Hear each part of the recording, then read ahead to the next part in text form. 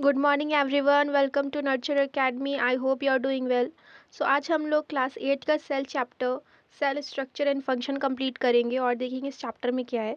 तो हम लोग जानते हैं कि जो लिविंग ऑर्गेनिज्म है, जितने भी लिविंग ऑर्गेनिज्म है, आपने पहले से प्रीवियस क्लासेस में पढ़ा होगा कि लिविंग ऑर्गेनिज्म किसके बने होते हैं? सेल के बने होते हैं। तो अब हम लोग जानेंगे कि यूनिट क्या होती है। एक यूनिट क्या होती है? जैसे मैं आपको अगर ब्रिक का एग्जांपल लेके देखूँ, अगर आप ये देखे होंगे, आप कभी भी कंस्ट्रक्शन साइट पे गए होंगे या आपके घर कभी कंस्ट्रक्शन होगा, जो कंस्ट्रक्शन मैन होता है वो क्या करता है, ऐसे ऐसी एक ब्रिक लेता है और ब्रिक को जोड़ते जाता है, तो ये क्या बनती है? वॉल बनती है। तो यूनिट क्या होता है? A single thing which is complete in its self although it can be a part of something larger. Okay, जैसे कि अपने में एक कंप्लीट यूनिट है, तो ये क्या कर रही है? एक स्ट्रक्चर प्रोवाइड करने का काम कर रही है। ये एक स्ट्रक्चर प्रोवाइड करती है पूरे घर को। तो अगर मैं देखूं, जैसे कि हाउस में ये एक यूनिट की तरह काम करती है, वैसे ही जो लिविंग ऑर्गेनिज्म है उसका इसमें जो एक यूनिट की तरह काम करता है वो कौन है? वो है सेल। ओके, जैसे कि आपको ये फिगर में दिख रहा है, ये ओनियन पील का एग्जांपल है। जब आप ओनियन पील को छीलेंगे और उसमें से एक स्लाइस निकालेंगे और उसे माइक्रोस्कोप में देखेंगे तो आपको भी कुछ इस तरह से स्ट्रक्चर दिखेगा, सिमिलर, जैसे कि यहाँ दिख रहा है। ये ब्रिक वॉल है जो डिफरेंट डिफरेंट ब्रिक्स से जुड़कर बनी है, वैसे ही डिफरेंट डिफरेंट सेल जुड़कर एक ओनियन पील का, जो हमें ओनियन पील दिखती है वो कैसी रहती है अंदर से, उसे माइक्रोस्कोप में ही देखेंगे हम लोग। विदाउट माइक्रोस्कोप तो देख नहीं सकते, तो हमें माइक्रोस्कोप, जब हम माइक्रोस्कोप के अंदर ऑब्जर्व करेंगे तो हमें कैसा स्ट्रक्चर दिखेगा? ऐसा स्ट्रक्चर दिखेगा। इसीलिए सेल को क्या कहा जाता है कि basic structure and functional unit है सेल, लिविंग ऑर्गेनिज्म का। उसके बाद हम लोग देखते हैं, जैसे कि ये ब्रिक, जैसे कि आप यहाँ पे देख पा रहे हैं, ये जो पूरा हाउस है, जो पूरा हाउस बिल्ड हुआ है, उसकी स्मॉलेस्ट यूनिट क्या है? ब्रिक है। वैसे ही जो पूरा लिविंग ऑर्गेनिज्म है, जितने भी लिविंग ऑर्गेनिज्म है, उसकी स्मॉलेस्ट यूनिट क्या है? उसकी स्मॉलेस्ट यूनिट सेल है। सेल से हम सब लोग बने हैं।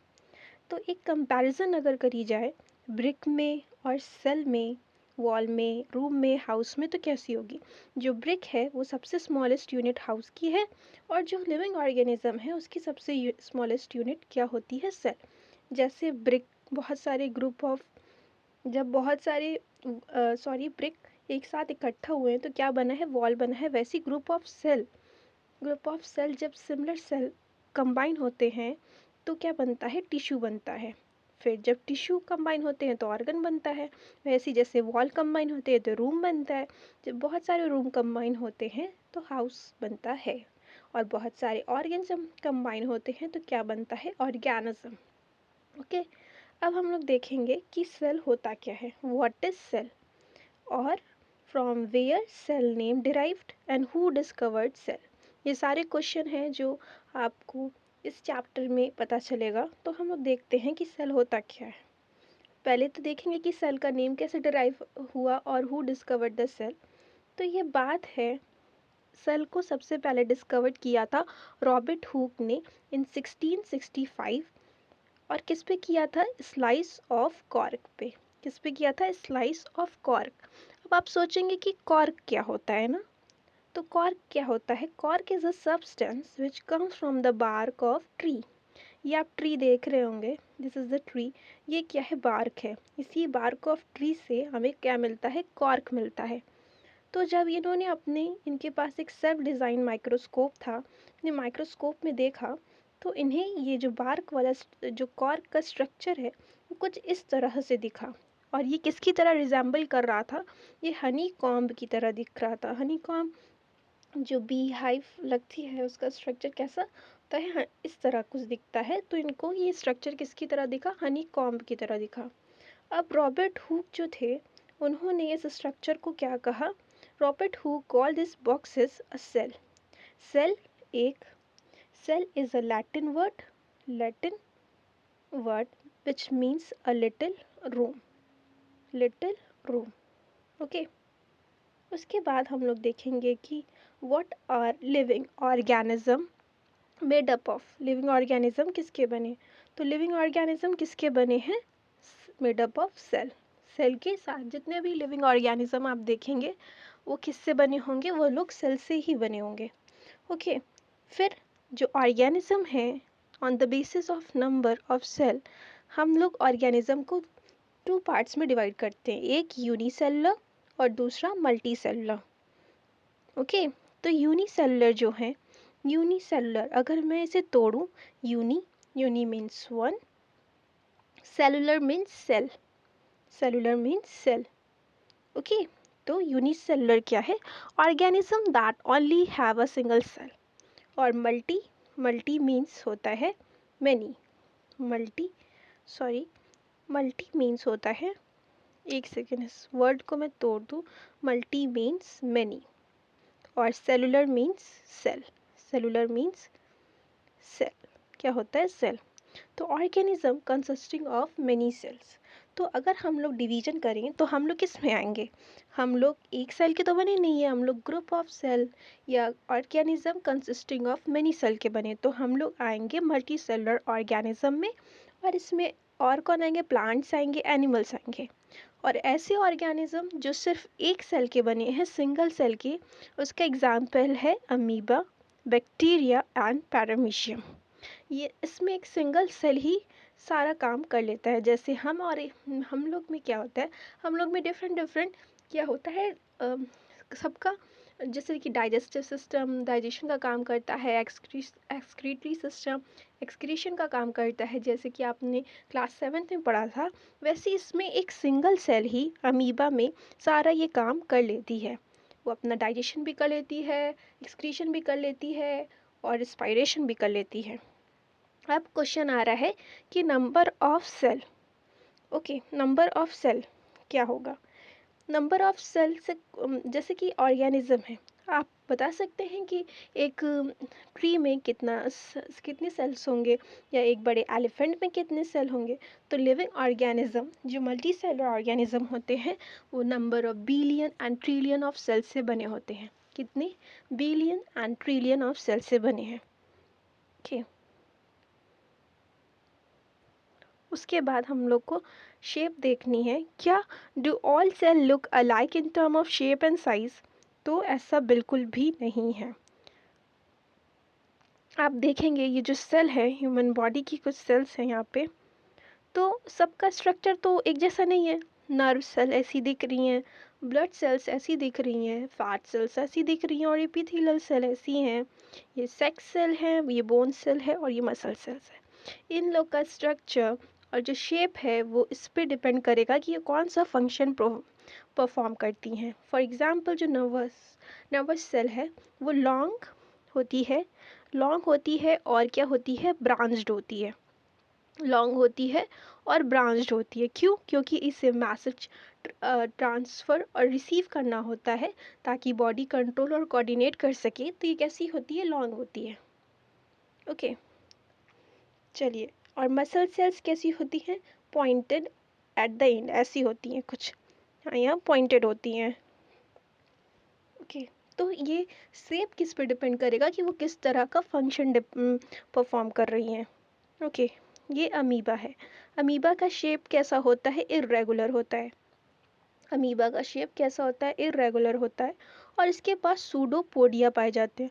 अब ये सूडोपोडिया क्या होते हैं, अगर सूडोपोडिया को तोड़ा जाए, सूडो और पोडिया, ओके, तो अगर मैं इसे तोड़ूं तो सूडो मीन्स होता है फॉल्स, कभी भी साइंस में अगर सूडो वर्ड आएगा तो उसका मतलब क्या होगा, फॉल्स। पोडिया मीन्स फीट, ये इसकी फॉल्स फीट है। ऐसा क्यों कहा गया है, क्योंकि जब अमीबा अपना मूवमेंट करता है फूड को कैप्चर करने के और कुछ भी मूवमेंट करता है, तो ये जो इसके प्रोजेक्शंस निकले हैं ऐसे ऐसे, वो कभी अपीयर होते हैं, कभी डिसअपीयर हो जाते हैं, इसीलिए इसे सूडोपोडिया कहा गया है। तो अमीबा के पास अगर आप देखेंगे तो एक न्यूक्लियस है सेल में, उसका ये सिर्फ सिंगल सेल से ही बना है, सेल है, न्यूक्लियस है, ये साइटोप्लाज्म है, और ये मेम्ब्रेन आपको ऐसे ऐसे दिख रही होगी, तो मेम्ब्रेन दिख रही है, फूड वैक्यूल है, यहीं से अमीबा जब इसे कभी फूड दिखता है तो वो उसे ऐसे अपने पैरों से ऐसे ऐसे चल कर उसे कैप्चर कर लेता है। ओके, और इसी में डाइजेशन, रेस्पिरेशन, एक्सक्रिएशन सारा प्रोसेस होता है। ये सिंगल सेल में ही कैपेबल है सारा अपना फंक्शन परफॉर्म करने के लिए। इसीलिए सेल को क्या कहते हैं? सेल को इसीलिए कहते हैं basic structural and functional unit of life. Okay, अब हम लोग और एक जो ह्यूमन में क्या होता है, जो WBC होता है, WBC वो भी इर्रेगुलर शेप का होता है, इर्रेगुलर शेप का होता है। ये अपना शेप जो है चेंज कर सकता है, शेप जो है वो चेंज कर सकता है ह्यूमन बॉडी में। लेकिन अमीबा क्या है? एक यूनिसेलुलर ऑर्गेनिज्म है। लेकिन WBC क्या है? एक सिंगल सेल है। ये पूरा अमीबा एक फुल फ्लेश्ड ऑर्गेनिज्म है, लेकिन WBC क्या है? एक सिंगल सेल है। ओके, साइज ऑफ सेल हम लोग देख लेते हैं। साइज ऑफ सेल्स वेरी कर सकती है। कोई सेल बहुत बहुत बहुत छोटी हो सकती है कि हम लोग को आँख से भी ना दिखे, उसके लिए हम लोग को मैग्नीफाइंग माइक्रोस्कोप लेने की ज़रूरत पड़ जाएगी। लेकिन कुछ सेल लार्ज होती हैं जो आँखों से दिख सकती हैं। ये जो आपको दिख रहा है, ये देखिए नॉर्मल एग है, इस तरह का साइज़ का होता है। लेकिन जो लार्जेस्ट सेल है, जो पूरे यूनिवर्स में पाई जाती है, लार्जेस्ट सेल जो है वो एग ऑफ ऑस्ट्रिच है। ओके, और स्मॉलेस्ट सेल जो है वो कौन सी है? बैक्टीरिया। ये 0.1 टू 0.5 माइक्रोन की होती है। और ऑस्ट्रिच का एग जो है वो 170 मिलीमीटर टू 130 मिलीमीटर का होता है। ओके, अब ह्यूमन सेल का, जैसे मैंने आपको कुछ फोटोज दिखाई थी, ह्यूमन सेल देखिए, ये न्यूरॉन है। ये क्या करता है? ये ब्रांच्ड होता है, जैसे कि आपको ये दिख रहा है, इससे ब्रांच्ड है, यहाँ ब्रांच्ड है। और ये कैसा होता है? लॉन्ग होता है। क्यों लॉन्ग होता है? क्योंकि इसे ट्रांसफ़र करना होता है मैसेज, रिसीव करना होता है, ताकि बॉडी अच्छे से कोऑर्डिनेट करे। ओके, और ये वाइट ब्लड सेल है। वाइट ब्लड सेल क्या करता है? बॉडी में जो कोई भी फॉरेन पार्टिकल्स या कोई भी फॉरेन सब्सटेंस एंटर कर जाता है तो उससे फाइट करता है। WBC, RBC और स्मूथ मसल सेल्स, ये देख रहे हैं, ये कोने कोने से पॉइंटेड है। तो इस टाइप की सेल को क्या कहते हैं? Spindle shaped. एक सेकेंड में अच्छे से लिख दूँ, SPIDLE, स्पिंडल शेप्ड। क्यों? क्योंकि ये पॉइंटेड है एंड्स पे। अब साइज ऑफ सेल, देखिए क्या है साइज ऑफ सेल में, ये समझना ज़रूरी है। जैसे कि आपको लग रहा होगा कि ये बिग एलिफेंट है। एलिफेंट क्या है? बिग है। और ये रैट है।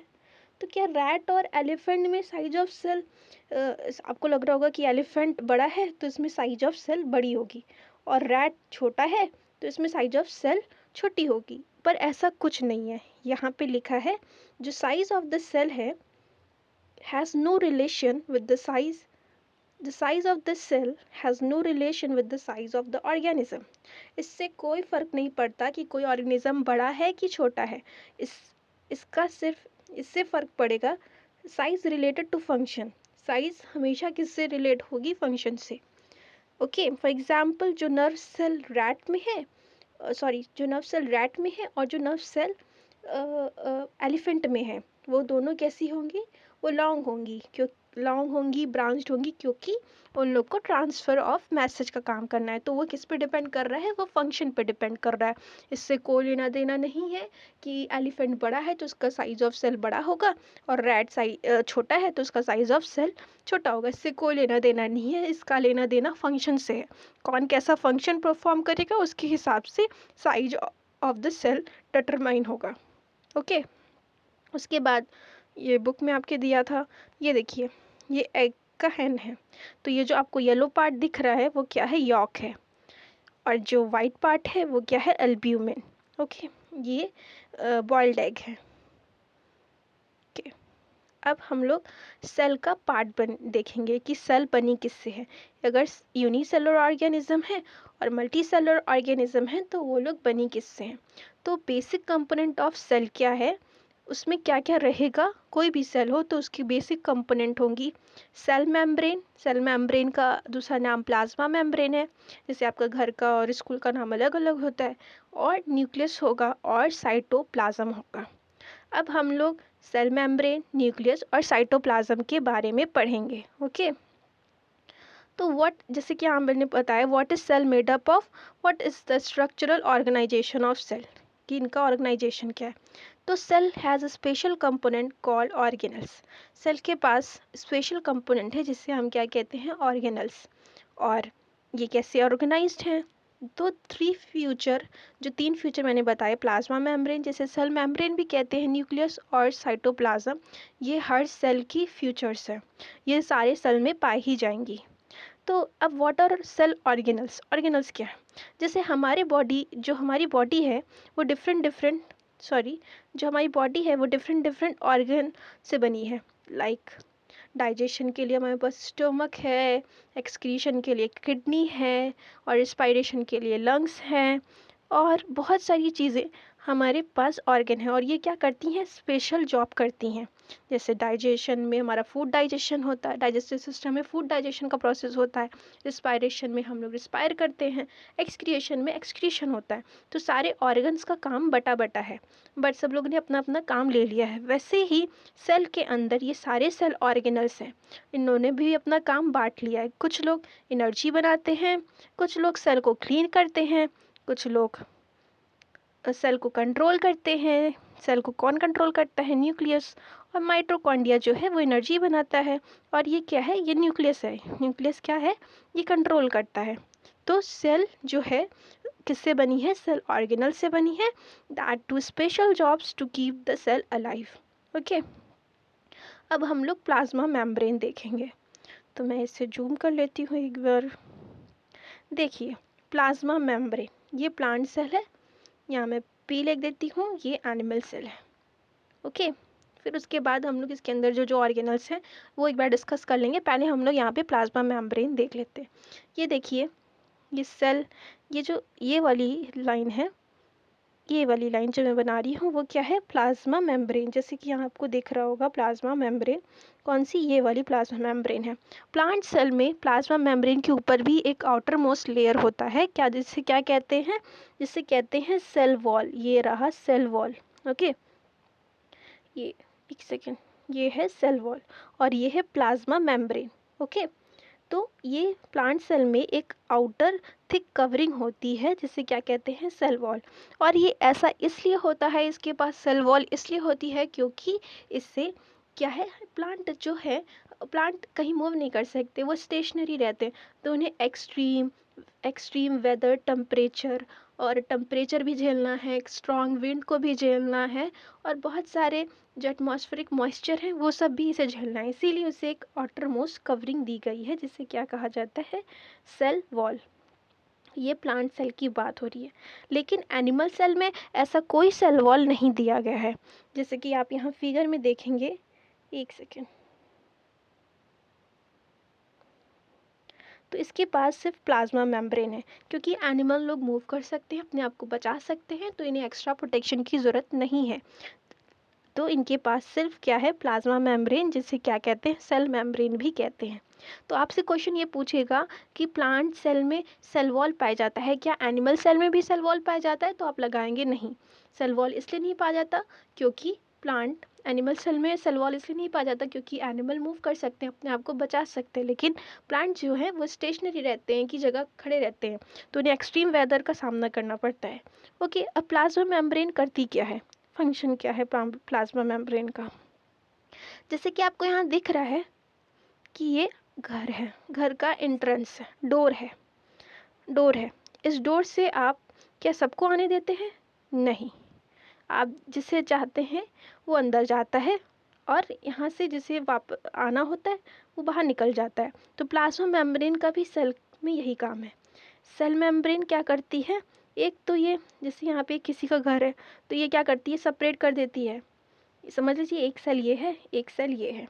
ओके, ये एक सेल ये है, तो ये प्लाज्मा मेम्ब्रेन जो ये बनी है यहाँ पे, ये जो बनी है वो एक दूसरे सेल से सेपरेट कर दे रही है।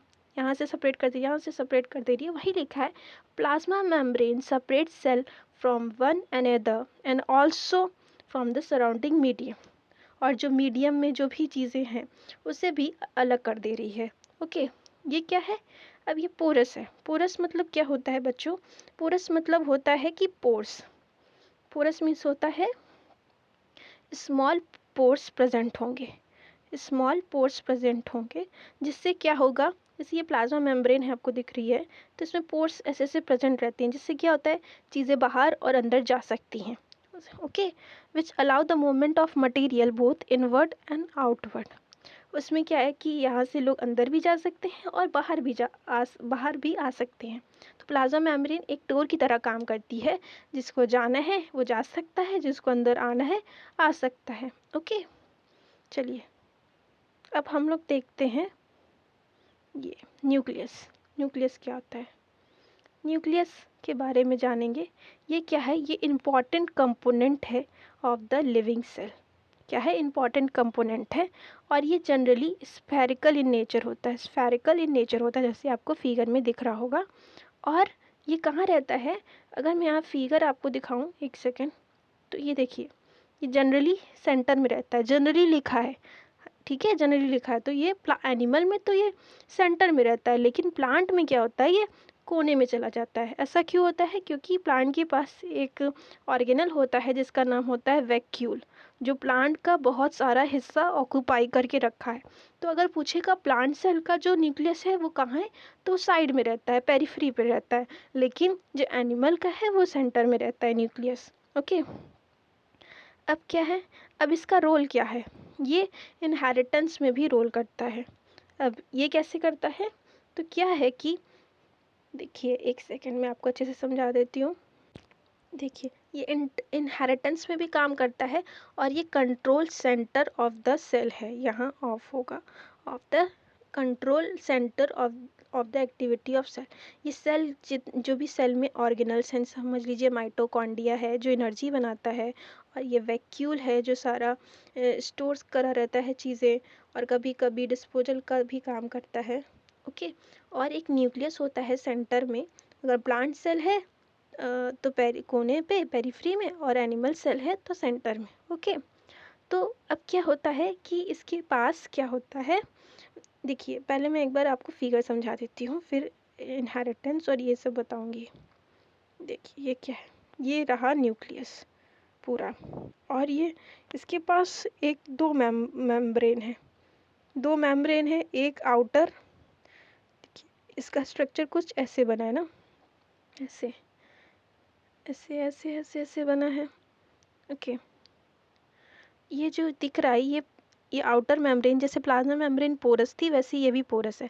तो इसमें क्या है कि ये बाहर जा भी सकता है यहाँ से चीज़ें, और अंदर आ भी सकती है। ओके, फिर इसके पास क्रोमेटिन है ऐसे, या क्रोमोसोम भी कह सकते हैं। क्रोमेटिन क्या है कि ये इंटैंगल मास होती है। क्रोमोसोम के पास क्या होता है, न्यूक्लियस कंटेन क्रोमोसोम, जो जिसके पास जीन होता है। जीन क्या करता है? जीन ही इनहेरिटेंस का काम करता है।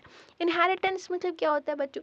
जैसे कि आप देखे होंगे, आपसे बहुत लोग कहेंगे कि अरे तुम तो एकदम अपने मम्मी जैसे दिख रहे हो, तुम तो एकदम अपने पापा जैसे दिख रहे हो, तुम्हारी आँख तो तुम्हारे पापा जैसी है। तो कुछ कैरेक्टर जो पेरेंट्स से ऑफ स्प्रिंग में आ जाती है, जैसे हम लोग क्या कहलाएंगे, ऑफ स्प्रिंग। ऑफ स्प्रिंग में आ जाएगी, पेरेंट्स के जो बच्चे होते हैं उसे क्या कहते हैं, ऑफ स्प्रिंग कहते हैं। ओके, पेरेंट्स से जो करेक्टर ऑफ स्प्रिंग में आ जाए उसे क्या कहते हैं, इनहेरिटेंस। तो कुछ करेक्टर जो हम लोग पेरेंट्स से ऑफस्प्रिंग में पास हो जाता है उसे ही क्या कहते हैं, इनहेरिटेंस। ओके, तो न्यूक्लियस जो है उसके पास क्या है, क्रोमोसोम है। क्रोमोसोम के पास ही क्या है, जीन है। ये जो आपको न्यूक्लियर मेम्ब्रेन दिख रहा है, ये देखिए कुछ यहाँ पे ऐसे ऐसे पोर्स बने हैं। ये देखिए यहाँ पोर है, यहाँ पोर है। इससे पोर से मटेरियल अंदर जा भी सकता है, और बाहर यहाँ से आना होगा तो आ जाएगा, जाना होगा तो चला जाएगा। ऐसे सारे पोर्स से ही चला जाएगा। आपको ये बीच में स्फेरिकल स्ट्रक्चर दिख रहा है, एक सेकेंड, स्फेरिकल स्ट्रक्चर दिख रहा है, ये देखिए, एक सेकेंड, ये स्फेरिकल स्ट्रक्चर है जिसे क्या कहते हैं, न्यूक्लियोलस। और जो फ्लूइड कंटेंट है न्यूक्लियस का उसे क्या कहते हैं, उसे न्यूक्लियोप्लाज्म कहते हैं। क्या कहते हैं? न्यूक्लियोप्लाज्म। और ये आपको न्यूक्लियर पोर दिखा रहा है, जैसे ये दिखा मैंने बताया, पोर्स मतलब क्या होता है? Small holes. ओके, अब हम लोग साइटोप्लाज्म देख लेंगे। जैसे 3 फ्यूचर्स बताया था कि प्लांट सेल का होता है। साइटोप्लाज्म को आप एक समझ लीजिए पॉलीथीन ले लीजिए, उसमें कुछ फ्रूट्स डाल लीजिए और कुछ पानी डाल लीजिए। तो जो फ्लूइड कंटेंट होगा प्लास्टिक में, फ्लूइड कंटेंट, उसी को क्या कहते हैं? साइटोप्लाज्म। और ये फ्लूइड कैसा है? जेली की तरह होता है। जो आप बचपन में जेली खाते थे, उसी जेली की तरह होता है। ये क्या करता है? जितने भी सेल ऑर्गेनल्स जो मैं अभी बताई आपको, माइटोकॉन्ड्रिया हो गया, गोल्गी बॉडीज हो गई, लाइसोसोम, वैक्यूल्स, ये सारे होल्ड किया रहता है। तो साइटोप्लाज्म क्या है? जैसे ये आपको दिख रहा है, fluid content inside the plasma membrane. ये देखिए सेल है। अब ये देखिए एक सेल बना रही हूँ। इस सेल का जो आउटर बाउंड्री है, अगर एनिमल सेल है तो एक ही, और अगर प्लांट है तो 2 आउटर मोस्ट बाउंड्री को क्या कहेंगे? Cell wall. ओके, अब इसमें, इस पूरे सेल में, ये रहा प्लाज्मा मेम्ब्रेन, ये रही प्लाज्मा मेम्ब्रेन, रेड कलर की मैं बना दे रही हूँ फिर से, इसी के ऊपर पूरी प्लाज्मा मेम्ब्रेन है। प्लाज्मा मेम्ब्रेन के अंदर क्या है? न्यूक्लियस। ये रहा न्यूक्लियस, स्फेरिकल स्ट्रक्चर है, इसके अंदर न्यूक्लियोलस, ये न्यूक्लियस के अंदर न्यूक्लियोलस है, इसके अंदर क्रोमोसोम और जीन ये सब भी है। और वाइट समझ लीजिए, मैं साइटोप्लाज्म को येलो कलर से दिखा दे रही हूँ, तो ये पूरा येलो जो पोर्शन है वो साइटोप्लाज्म है। ये क्या है? Liquid content, sorry fluid content है, फ्लूइड कंटेंट, फ्लूइड कंटेंट। और ये किस तरह है? जेली की तरह होता है। ठीक है। और ये देखिए ये न्यूक्लियस हो गया। न्यूक्लियस के बाहर क्या है? यहाँ पे साइटोप्लाज्म। अगर आपसे कोई कहेगा कि न्यूक्लियस कहाँ है, तो न्यूक्लियस कहाँ है? ये साइटोप्लाज्म और प्लाज्मा मेम्ब्रेन के बीच में है। ये रहा साइटोप्लाज्म और ये रही प्लाज्मा मेम्ब्रेन। ठीक है, आई होप कि आपको ये समझ में आया होगा। अब हम लोग देख लेते हैं सेल ऑर्गेनल्स। एक बार प्लांट सेल, फिर एनिमल सेल। देखिए जूम कर देती हूँ। ये रहा, ये रहा प्लाज्मा मेम्ब्रेन, ये रही सेल वॉल। अब देखिए इसमें क्या है? ये न्यूक्लियस रहा, इसका न्यूक्लियस साइड में है, और ये स्पेरिकल स्ट्रक्चर न्यूक्लियोलस है, ये न्यूक्लियर मेम्ब्रेन है, जिसे न्यूक्लियर एनवेलप भी लिखा है, और ये सेल मेम्ब्रेन है, ये वाली अंदर वाली। और ये रहा माइटोकॉन्ड्रिया। माइटोकॉन्ड्रिया करता है एनर्जी प्रोवाइड करता है। जैसे कि हमारे घर में जो पावर सोर्स है, एनर्जी जो आती है, जैसे इलेक्ट्रिसिटी रन करती है, समझ लीजिए माइटोकॉन्ड्रिया भी क्या है? एनर्जी प्रोवाइड करता है सेल को। वैक्यूल्स क्या है? ये स्टोर करता है बहुत सारी चीज़ों को, जैसे कि थोड़े बहुत जो वेस्ट होते हैं उसको कलेक्ट करता है वैक्यूल्स, और बहुत सारी स्टोरेज सैक की तरह भी ये काम करता है। ओके। और ये जो फ्लूइड कंटेंट है, जो जेली टाइप का सब्सटेंस है, इसी में सब ये माइटोकॉन्ड्रिया, वैक्यूल्स और ये सारे लोग बैठे हैं, और ये गोल्गी बॉडीज़ है, ये ट्रांसपोर्ट का काम करता है। जितनी भी चीज़ें सेल में बनी हैं उसे ट्रांसपोर्ट, डिस्पैच, मॉडिफाई करता है। ओके। और ये रहा क्लोरोप्लास्ट। सेल में क्या रहेगा? क्लोरोप्लास्ट। जैसे कि आपने क्लास 7 में पढ़ा होगा, क्लोरोप्लास्ट किस में काम करता है? फोटोसिंथेसिस में, फूड बनाने में काम करता है। ओके। एनिमल सेल में अब आपसे पूछेगा कि कौन सा चीज़ प्लांट सेल में पाया जाता है, कौन सा एनिमल सेल में पाया जाता है। तो ये देखिए एनिमल सेल में आपको पहला तो जो नहीं मिलेगा वो है सेल वॉल, नहीं मिलेगी एनिमल सेल में। ओके। न्यूक्लियस मिलेगा, न्यूक्लियस में ही क्रोमोसोम है या क्रोमेटिन कह लीजिए, और ये है प्लाज्मा मेम्ब्रेन। ओके। फिर ये साइटोप्लाज्म, इसमें का जो फ्लूइड कंटेंट है वो क्या है? साइटोप्लाज्म। और सेल में एक चीज़ होती है सेंट्रियोल, जो प्लांट सेल में नहीं पाई जाती है, और ये गोल्गी बॉडीज़ में से पाई जाएगा, और माइटोकॉन्ड्रिया भी पाई जाएगी। ओके, आई होप कि आपको सब समझ में आया होगा। Thank you for watching this video.